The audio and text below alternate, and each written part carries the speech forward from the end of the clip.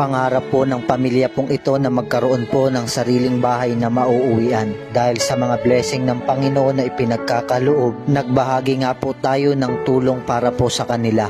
Magandang umaga po sa inyo po mga kaibigan. Gusto ko lamang pong ipakita po sa inyo yung maliit na bahay na akin pong project para doon sa isang pamilyang katutubo na mayroon pong 4 na anak. At ito na nga po mga kaibigan yung resulta sa ilang linggo na utay-utay pong pinapagawa. Kaya lamang po na short po ako sa budget at hindi pa po nabububungan. Ako'y humihiling at kumakatok po sa inyong mga puso. Nangangailangan po itong aking project ng 6 na yero lamang po. Baka mayroon pong gustong mag-sponsor ng yero po. Ako ay nagpapasalamat sa ating Panginoon. Mayroon na po kaming 4 na anak.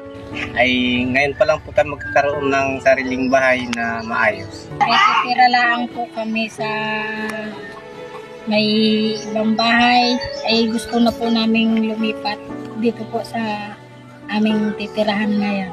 Ipag-pray mo lang may makapagbigay sa inyo ng 6 na yero para may bubog na at makalipat na kayo para yung inyong mga anak na nag-aaral ay may sarili na kayong inuuwian, no? At di na kayo nakikitira. Salamat po sa mga